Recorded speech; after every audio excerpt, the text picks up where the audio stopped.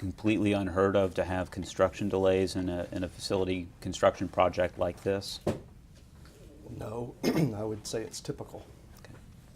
And from the original concept of how much time it was going to take to do these this construction project to how long it actually took, what was the roughly the difference? 6-8 weeks, I guess. I'm not sure I understand your question. Okay. Well, the construction issues were addressed and discussed in the board meetings, correct? Sure, we had conversations about the construction. Okay. Let's go back for a moment to HFG and the performance. When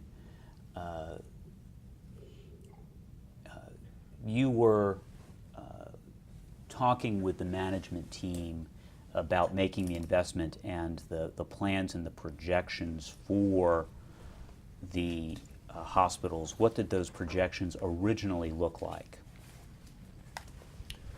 Well, the original projections that we used to start the project with, so the acquisition, I think you're asking about what did we submit to our lenders and our partners to start the capital raise process. And so if I'm not forgetting this correctly, I think we showed that by year 2 we would be at $6 million of EBITDA between all business units. So in the aggregate, $6 million of EBITDA.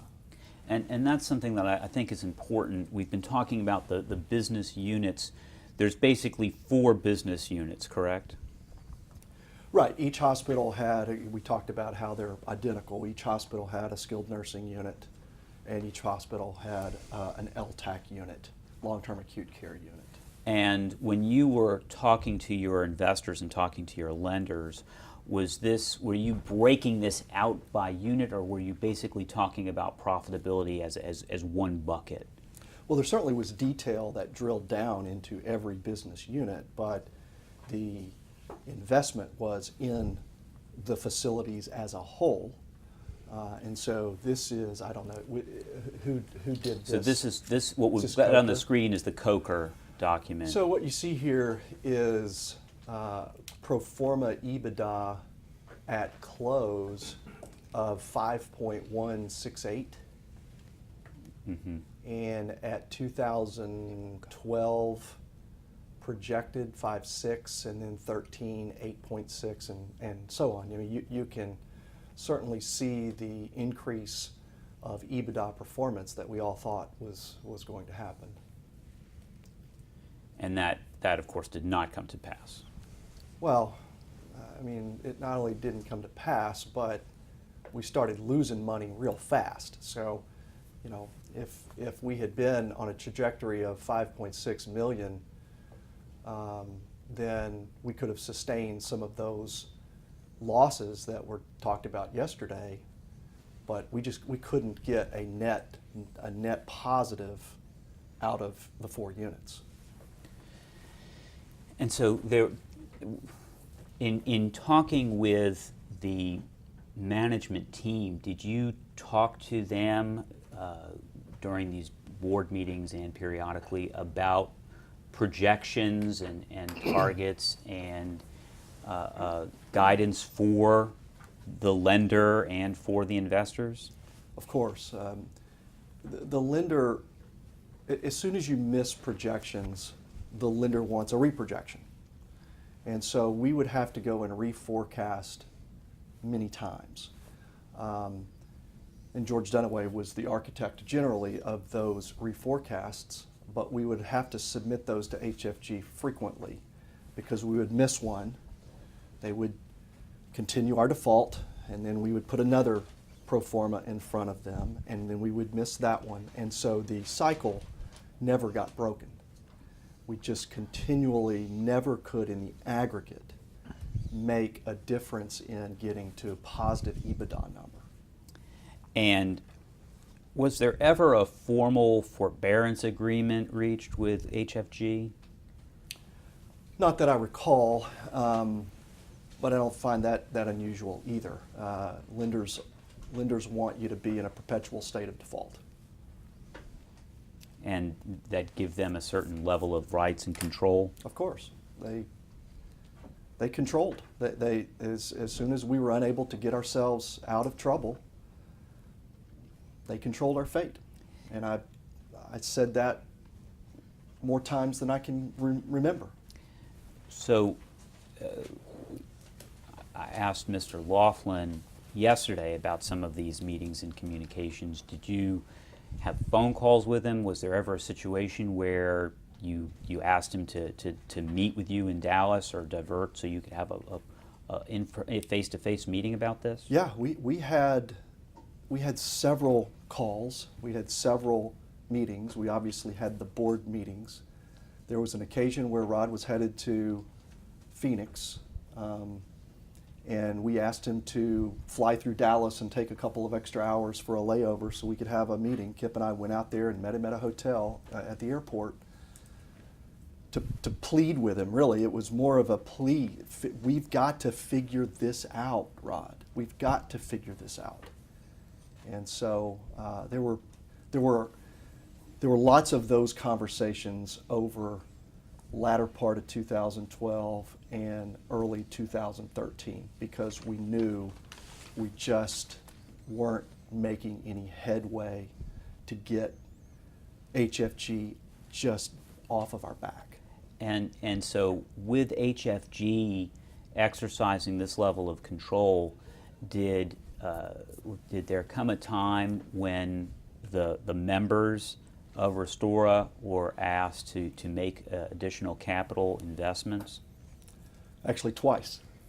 Can you tell the arbitrator about those events? Well, there was cash needed in the business for, the entire period. There was additional cash needed, and so the negotiation with HFG on the first time was to put additional funds in order to reset the covenants, and I believe we accomplished that.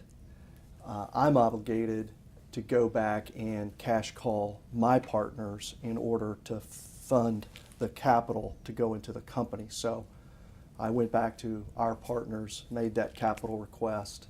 We funneled new funds into the company. We reset the loan. We had a fresh start, if you will, and we probably busted covenants again within 2 or 3 months thereafter.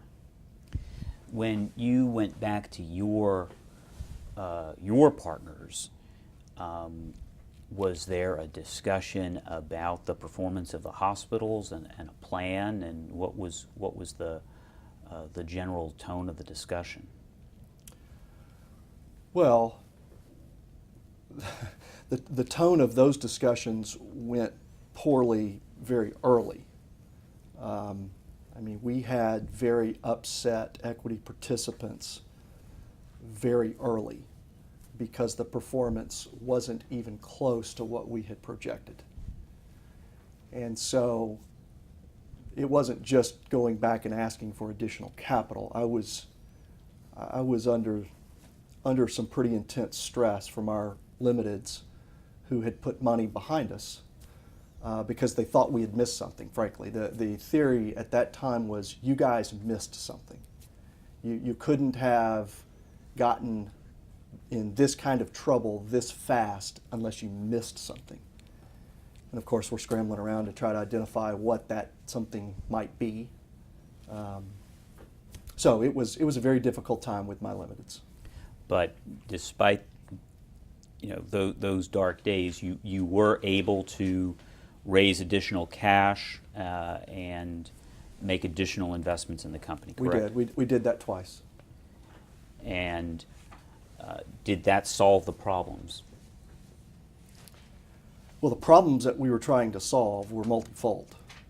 So no, I would not say that it solved all the problems, but it certainly solved a problem with HFG on a short-term basis because they were the most problematic of any party at the table. I mean, HFG, they couldn't be satisfied. They were very difficult. What were the other problems that that needed to that were being addressed? Well, by this time you had vendors not getting paid. And can you talk for a moment about the magnitude of those vendor problems?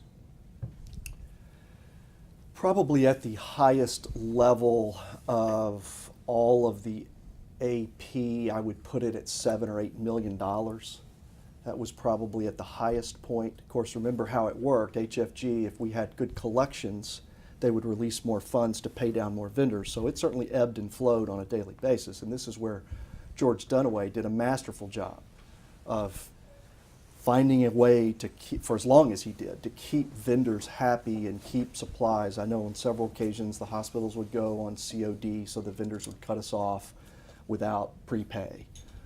Or we would find a different vendor. I think that's what happened with the pharmaceutical issue.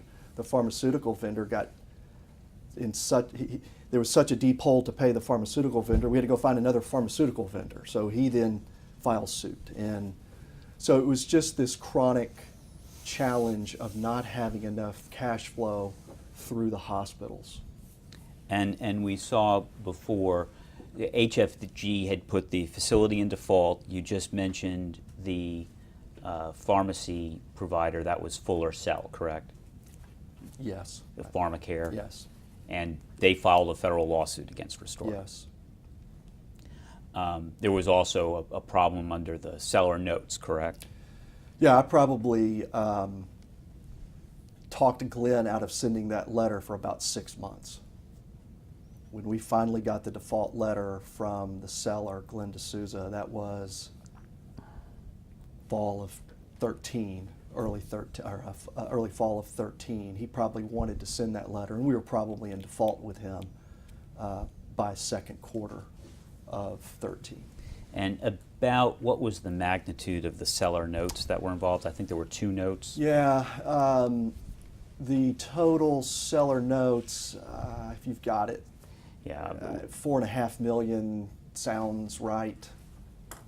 And that when I mentioned the $50 million, near $50 million transaction, the seller notes were a part of that capital stack. So here's one of them. I think this is Restora 74. Is that right, Monica? 75. 75. That's one of the seller notes for Right. 1.5 million. Is that right? Right. And then here's Respondent 76. That's one for 2 million. Right. So I think with interest accrued, those had gotten up to the 4 million plus mark. And at some point, again, the interest was accruing, so it depends on at which date we're looking at on what we owed to the seller. But as you might imagine, he was really mad. So around this point in time, in the fall of 2013, did you get a third-party consultant involved? Yes, we did. And so can you explain to the arbitrator who that was and what you were trying to do? Right. So I mentioned that we were under pretty intense scrutiny from our capital partners. And so the suggestion actually came from them because we kept looking for this smoking gun of what was the problem, what can be done to fix what's happening, and our situation wasn't improving. So we felt like if we had a consultant come in who could speak to Rod on a professional level, could engage with very forensic operational questions, that it could provide some assistance. We were introduced to a firm out of Chicago called Muir Consultants, and Muir came in to try to help. We engaged Muir to try and help. And just to be clear, Muir, which is Murer. They were brought in as a third party to do what for Restora? Well, we were going to look at everything, and the scope of their assignment started to move around a little bit because we really didn't know where they could provide the most value. But they made several trips to Phoenix. They interviewed the management team. They're experts in the LTAC field, and so they made a host of, after several weeks of review, interviews, observation, they made a host of recommendations, and we had a presentation that Muir presented to all of us, to the board, of their findings. And what was the end result of how was their involvement before they made their report? How was their involvement received by the management team? I think they tolerated them. They weren't excited to see them. Put respondents 20 on, if you would, Monica. Thank you. Okay. So do you, actually I don't see you being copied on this. This is something between Mr. Laughlin and Kip Weatherwax, is that right? Yes. Did you know that what interaction was going on between Mr. Laughlin and Mr. Weatherwax about the consultants? Sure. We were trying to make good use of the Muir observations, and this appears to be an interaction between Rod and Kip about how to do that.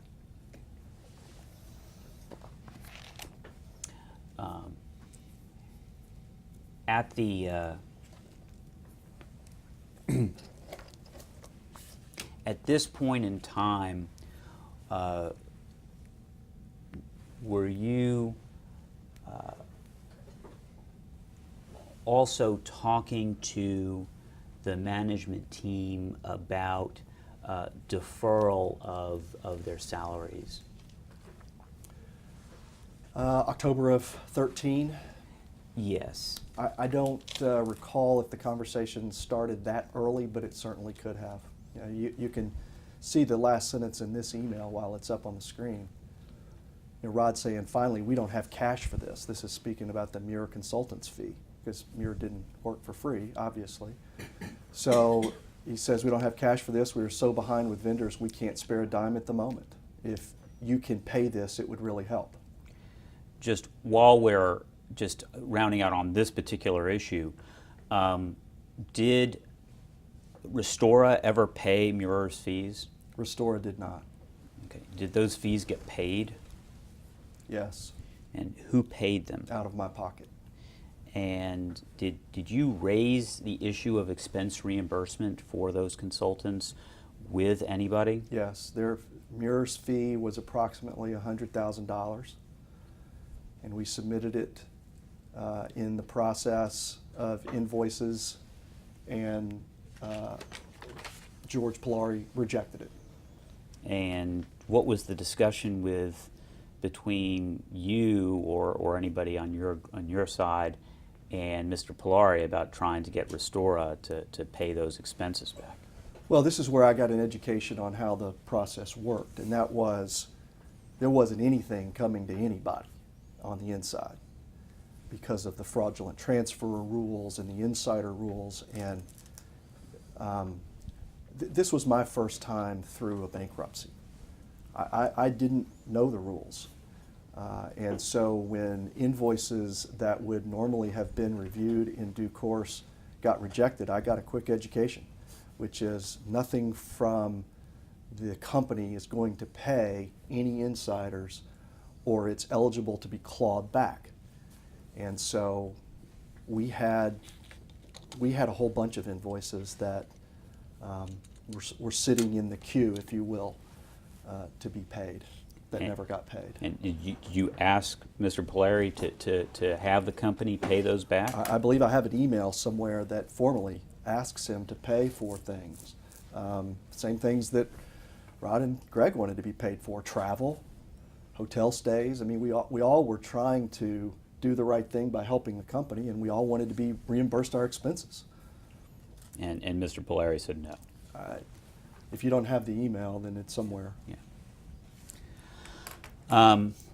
If you would look at Exhibit 21.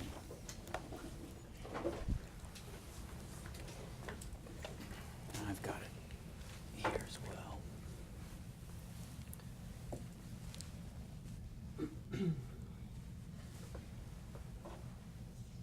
Okay. All right, so here we are in, these is a series of emails in October of 2013, and this is respondent 21. You see where Mr. Weatherwax is asking if Mr. Laughlin and his team are still deferring salary.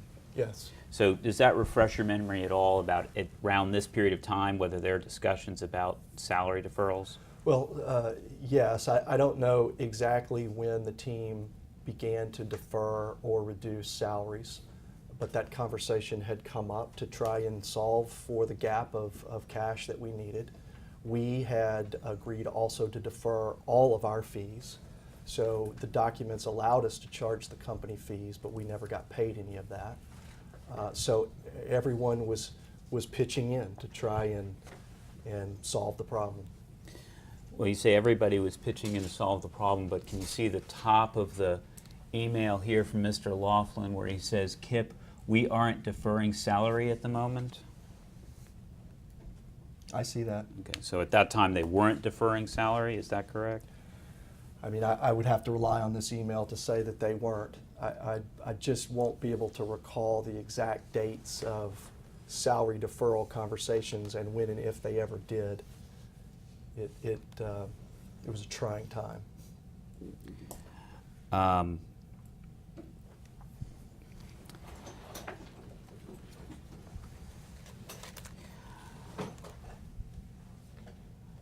Turn your attention to Respondents Exhibit 30.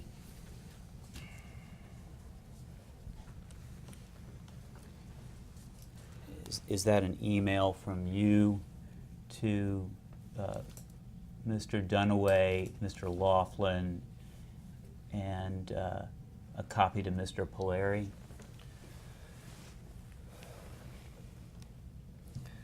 Yes, so the context of this email is George Dunaway would have to send a board resolution email out to cover dividends to pay for certain things of the company. And so at the bottom of this email, you see that being asked of us to vote in favor of releasing this cash. Now, granted, this is after HFG has already paid themselves. Mm-hmm. So this is effectively the leftovers for us to manage from within. So George is asking the board, Kip, myself, and Rod, to approve a $30,000 dividend to cover today's payroll and utility payments. And so my reaction there is, which would appear to say, I thought we had talked about a referral or a reduction. And so I was waiting for the team to tell us what they would or would not do. And just to be clear, Mr. Dunaway in that originating email mentions that HFG has approved that $30,000. Well, at least the $30,000 was there was cash. Yeah. You couldn't just do it on your own. Right. I mean, that number went up and down. Mm-hmm. Again, based on this formulaic borrowing base and the receivables that came in. So when HFG approved the cash that was in balance to pay anything, we weren't really able to rely on what the amount was. And it was never enough to get everybody paid. So this email, I'm frustrated in this email. You can see it. This, you look at the timing of it. I think the CRO had been in place for about a month at this time, and it was these were the darkest days. Well, let me go back because we've kind of skipped ahead of where the CRO. 1 o'clock. Oh, Oh, yeah. all right. CRO. It's a good. Here's the CRO. Speak of him. Can we take a break now to put Mr. Sure, Polari right. on? We'll go off the record for. Let's just get him dialed in.